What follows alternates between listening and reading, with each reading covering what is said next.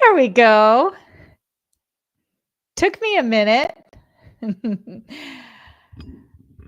All right. So let me see if I'm live on Instagram. Ooh, yes. Oh my goodness. So happy to be here. This is one of my favorite podcast episodes of the year. It is a 3-part series. Do you see that calendar on the back of me there? If you're listening to the audio, you've got to watch the video. That's what I call my year on a wall. I teach my clients how to create a year on a wall because it makes your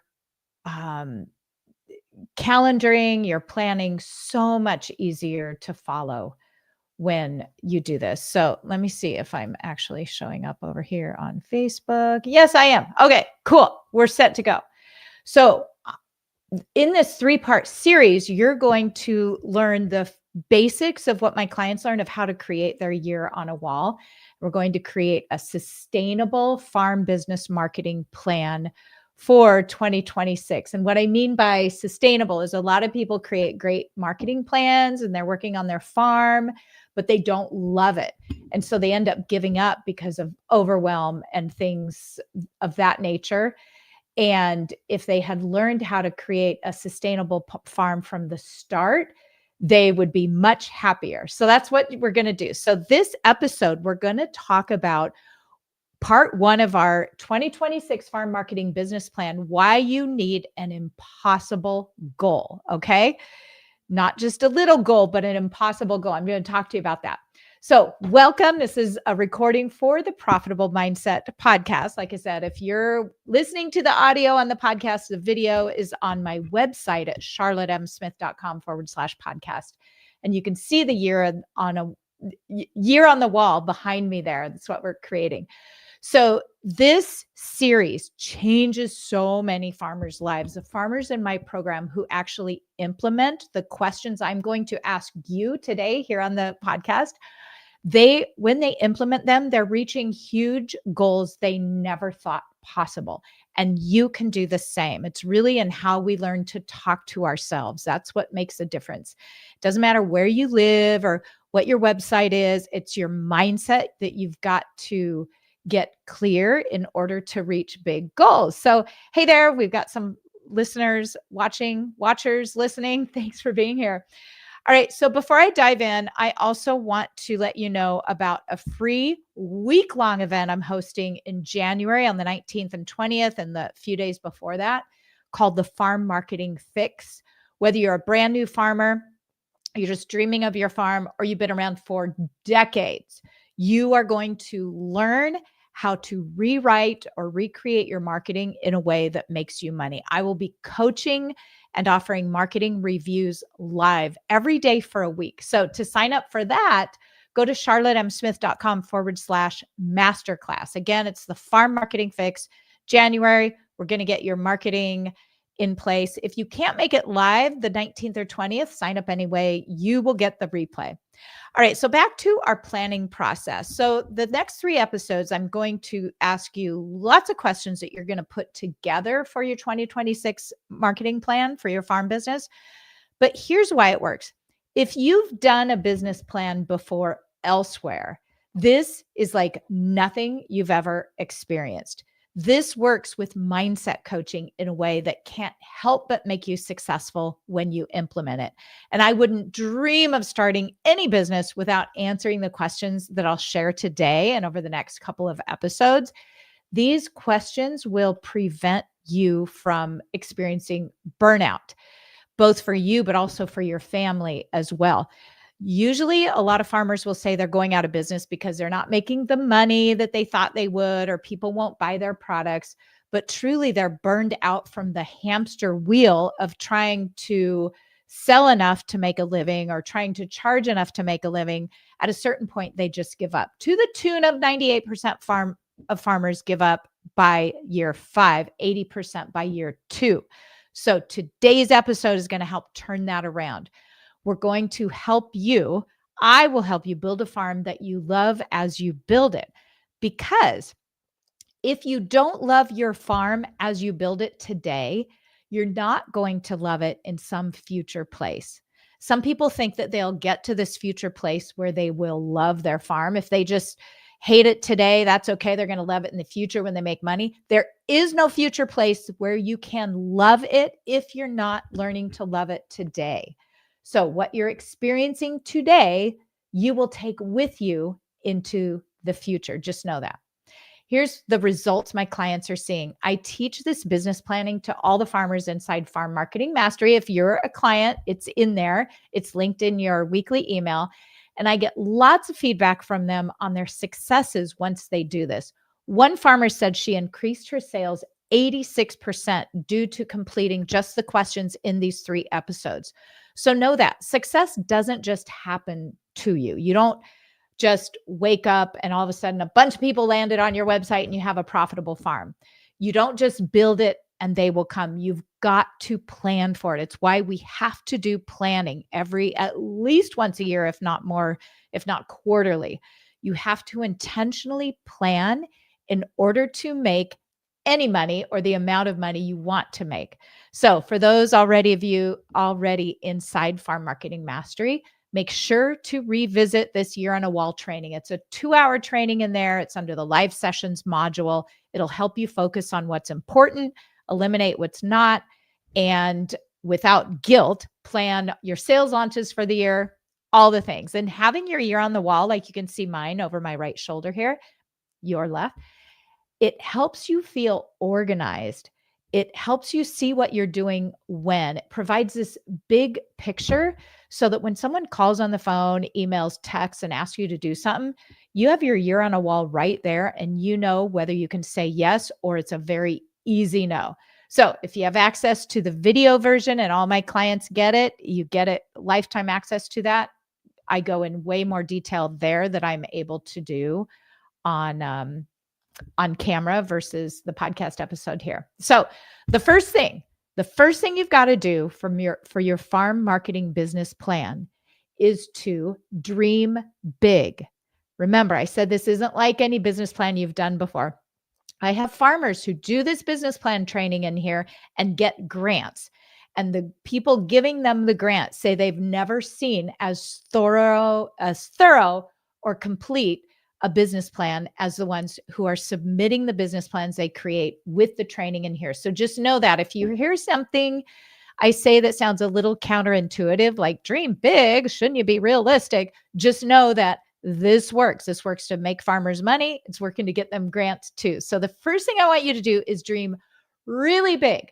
What I mean by that is if you were to have a perfect year on your farm and it could not fail, what does that look like?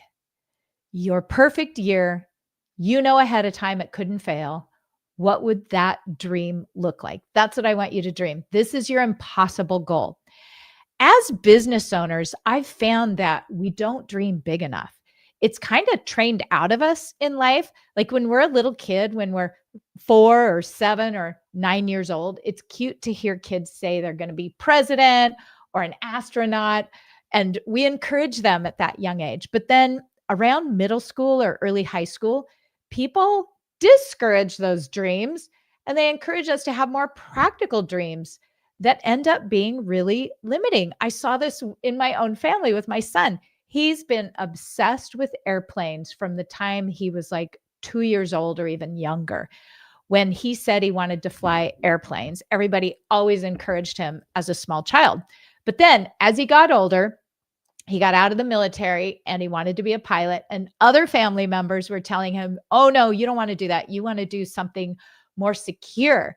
Why don't you become an accountant? Which, if you knew my son, is a crazy suggestion. But people were telling him to think smaller. And I encouraged him. I was like, because I do this work, I said, you only have one life.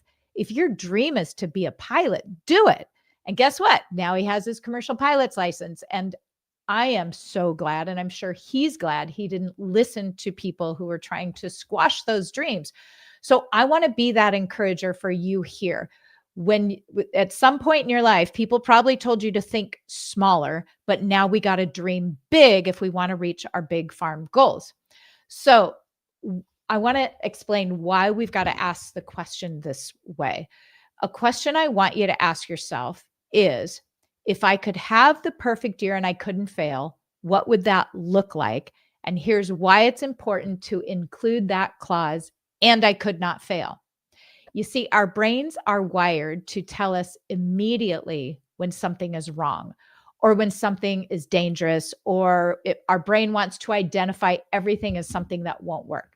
So if you set a big goal, your brain is wired to immediately say, but I don't know how. I don't know how to do that. And I have to prevent failure, so I won't do it. That's where our brains go. And that's why most people don't try to reach big, outrageous goals. It's why we don't dream big, because our brains are wired to say, you're not going to do it, so don't do it. So this is a brain hack. Asking the question this way, if I knew I couldn't fail, what would I want? We're hacking our brains. We're taking care of that critical part of our brain by asking the question in this way. And we bypass the part of our brain that wants us to stay small and secure and safe and not dream big. So that's our biology. Our biology is going to tell us to stay small and safe, but you don't build a profitable farm if you do that. It's also why other people tell us not to have these big dreams. When you say what your big dream is, for instance, and someone else around you goes to criticism, it's because their brain is wired to try to protect you as well. All right, there's another thing that I believe deeply because I teach hundreds of people every year for decades now. Here's what I know. Failure is just feedback. It's why I believe you cannot fail. The only reason my most successful farmers are successful is because they failed, so-called failed, more than other farmers. You can't fail. Failure is just feedback. It's just an offering to you that the way you tried didn't work. So you need to find another path. It's not a no, it won't work. It's just find another way. It won't work this way. It's just a fork in the road. There is no failure. I truly believe there is just feedback and learning, and that's it. As soon as you look at failure as a roadblock, you're going to be stuck not taking action. So we got to ask our brains, if I knew I couldn't fail, because I don't believe in failure, I believe it's just learning, what would my dream be? I want to give you some examples of some of my actual clients, the Farmers in Farm Marketing Mastery, some of their big dreams. If they knew they couldn't fail, someone said, okay, then I would set my goal. My dream goal would be to sell out of every single bouquet share. And then others got on board with that. They're like, okay, yeah, me too. I'd love to sell out on every vegetable share. I'd love to sell every last beef cow that I processed this year. So they wanted to sell out on everything. If they couldn't fail, that was their big dream. Another client wanted to retire her spouse within 3 years to work on the farm, and she did it in less than that time when she realized when to set the dream this way. If I knew I couldn't fail, what would my dream be? Retire him from this job he doesn't like in 3 years. She actually did it in less time. Others' big dreams have been to retire themselves from their day jobs and have this farm support them full time. Some other big dreams in there, if they couldn't fail, were this one farmer was butchering about 1 cow a month, and then she'd go a few months, and then she'd butcher 2 cows. And her dream, if she knew she couldn't fail, would be to consistently process 6 beef cows per month year round. And she did that. Others' big dreams, if they knew they couldn't fail, write a book. Replace income from their day job completely with their farm sales. Others have had dreams like building a house. These were all goals and dreams that they were afraid to set and say out loud because they hadn't been able to reach them in the past. And they thought, well, I've never been able to do it in the past, so I can't do it. I'm not going to do it now. So they were able to achieve these things and so much more when they use this process, though. So the other part of this is an impossible goal. Set a big, big goal. Often we're taught to set realistic goals. So why do I want you to set an impossible goal? Well, a realistic goal might be something like, I want to increase sales by 10% or 20%. But here's what happens when you set a small goal like that. You can often reach, say, 20% more sales by just working harder. you work 10-hour days instead of 8-hour days, and you make 20% more, and you think you reached your goal. But I'm here to tell you, if harder work equals more money, then farmers, all farmers, because they are the hardest working people I know, would constantly be making more money. But there is a ceiling. You cannot keep working more hours and make significantly more money. It ends. You hit a wall. You probably will get sick and tired and give up when you hit that wall as well. You cannot make more money by working more hours. All right. It gets you to the first little bit of money, but then you've got to learn new skills. The only way you sustainably reach bigger goals is by becoming a new person, a new identity. What that means, what I mean by that is new mindset skills, new ways of thinking, not by working harder. Working harder will only get you so far, and then you hit that ceiling. Okay. You got to learn to think differently to grow a sustainable, profitable farm. But with working harder, if you set a small goal and you can just work harder, you deceive yourself into thinking that's how you achieved the goal. But if you set an impossible goal, the only way to reach it is change how you think. And when you grow your mindset through coaching, your growth, your profitability on your farm becomes infinite. All right, let me give you an example. One of my farmers needed to set a big specific goal because she was in my program. Big goals force you to become someone new. But she was stuck in, I have no money. And that's the problem. She kept saying that. Well, my problem is I have no money. And this thought kept her small and scared. And just that thought alone, that mindset, a mindset is a thought. When you think I have no money, you're going to keep yourself scared small. You're not going to set a big goal. She just kept repeating all the reasons she couldn't make money. No one at the market was willing to pay her prices, so she said. Truth is, she hadn't yet learned the skill I teach of communicating the value so that people are compelled to buy. It's a skill to get people to pay your prices. No amount of cheap prices will make people value your products. You got to learn the skill of doing that. And so when I first asked her what her goal was, she said, my goal is to stop losing money.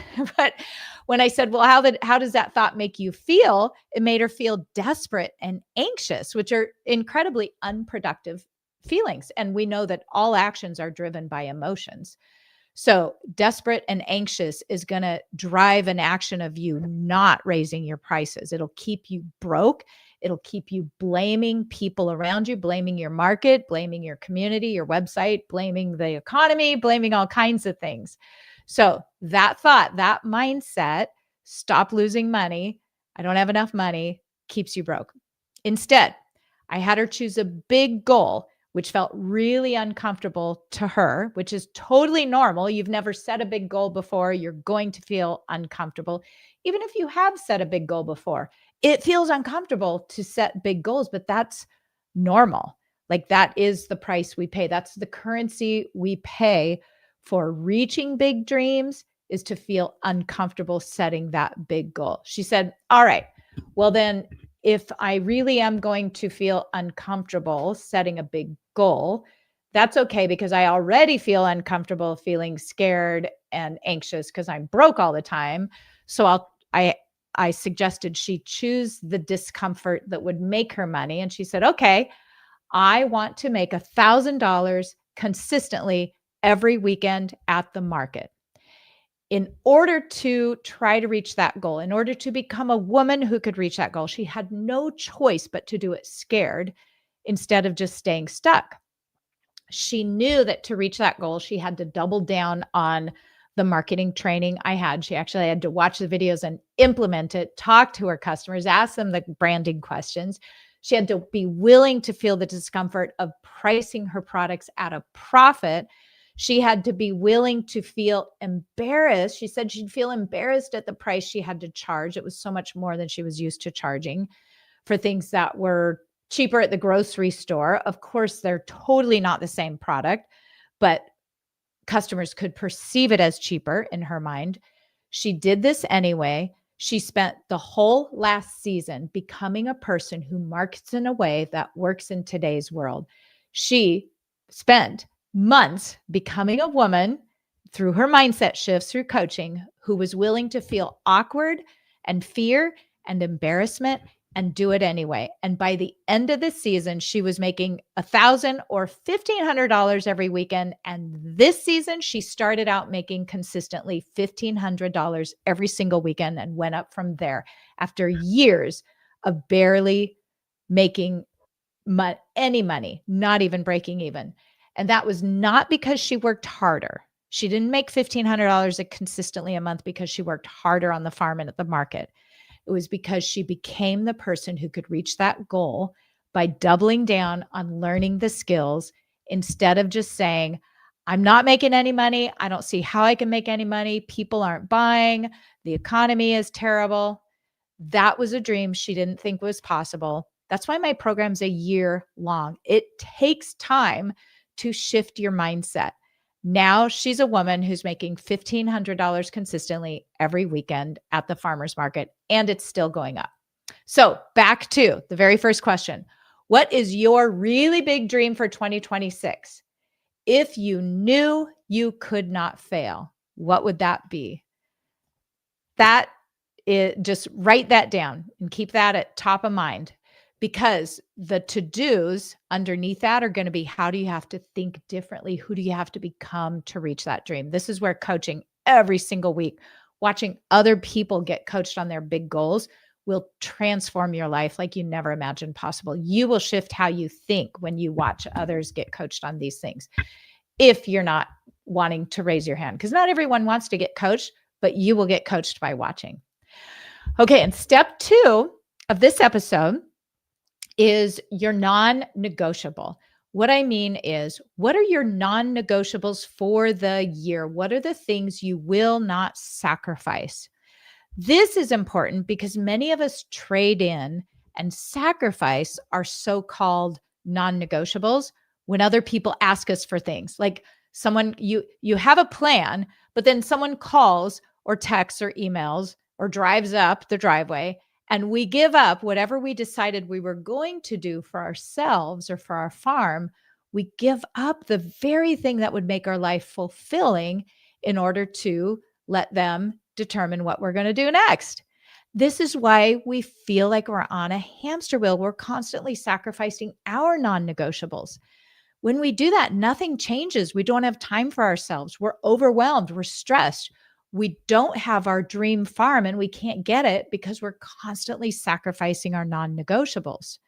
So one of my non-negotiables now is a 2-hour focus period every single day where I focus on completing one thing that is a money-making thing on my business.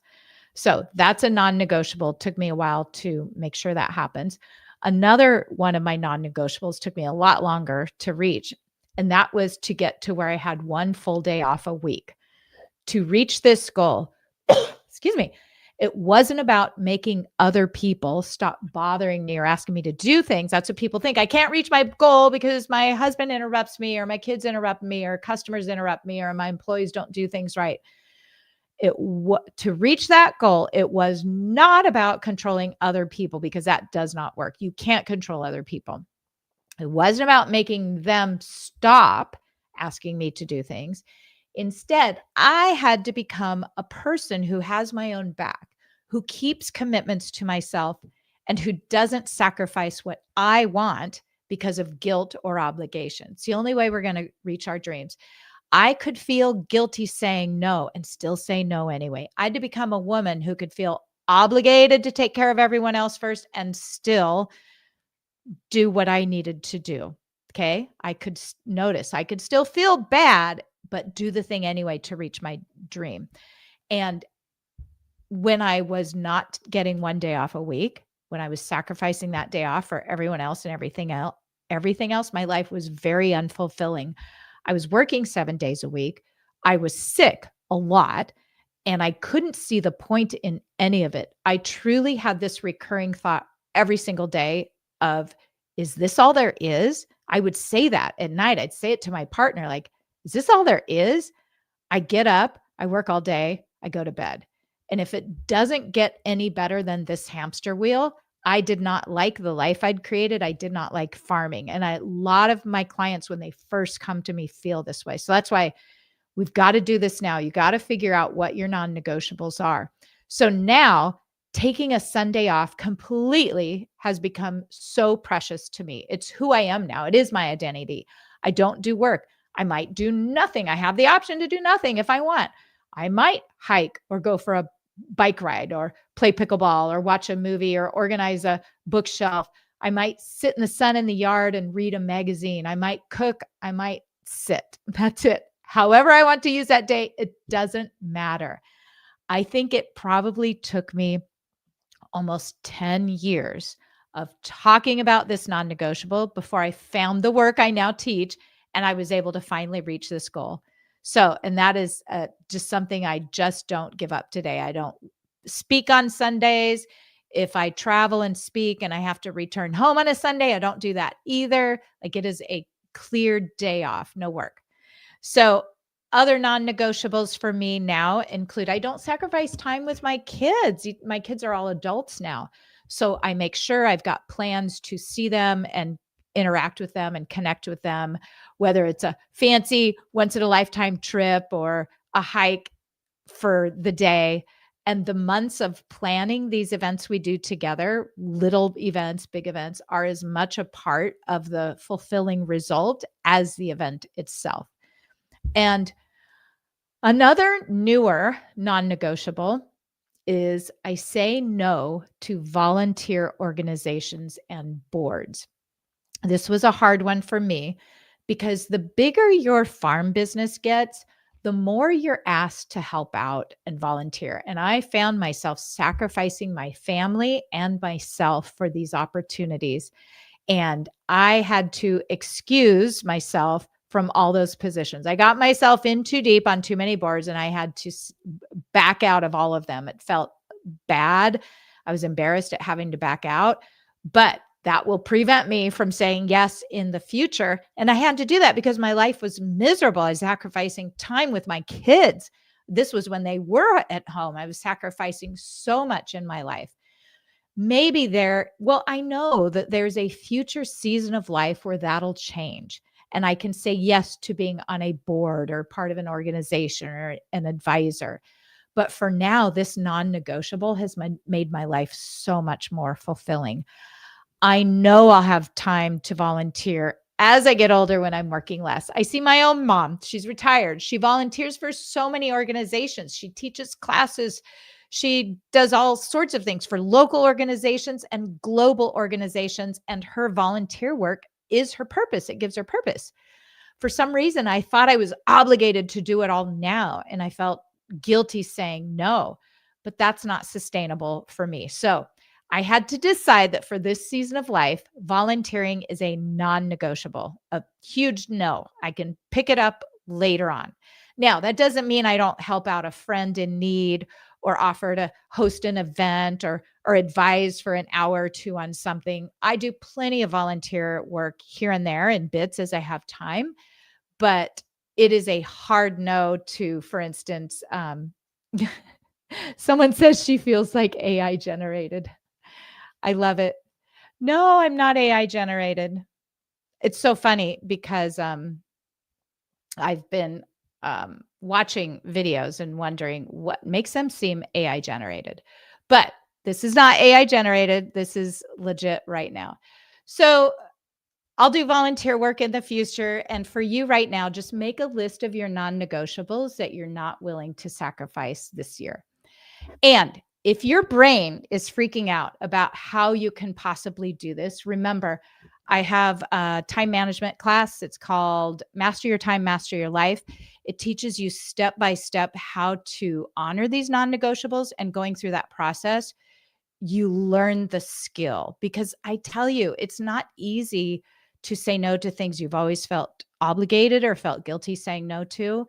It is a learned skill to do that. Okay, so just know that if you don't think you can do it right now, it's a learned skill that you can do in the future. And so moving forward, I hope you'll make this the year you decide to change your mindset which is changing your thoughts to thoughts that are useful and productive. And that is a learned skill. I hope you'll learn to stop people pleasing. These are all things we coach on every week in Farm Marketing Mastery. How to set boundaries and keep them not just with other people, but with yourself too. And ultimately, how to build a profitable farm. So again, start with our free training. Don't miss it. Farm Marketing Fix. It's going to be a week long. I'm going to coach every single day. We're going to have a private Facebook group. I'm going to do all kinds of fun things in there in January. And you can get an invite to the private Facebook group and the Farm Marketing Fix at charlottemsmith.com/masterclass. That's it. Thanks for being here. And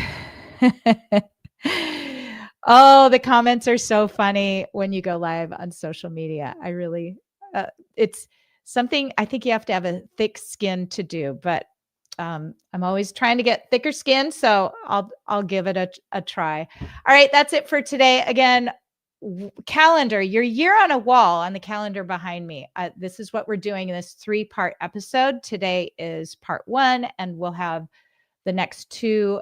The last one will be January 2nd. So we'll get your 2026 season all mapped out so you can build that profitable farm. All right, that's it. I'll see you. I'm not going to say what you're telling me to say in the comments, but I appreciate you trying. All right, take care, everyone, and I will see you next week in part 2. All right, take care. Bye-bye.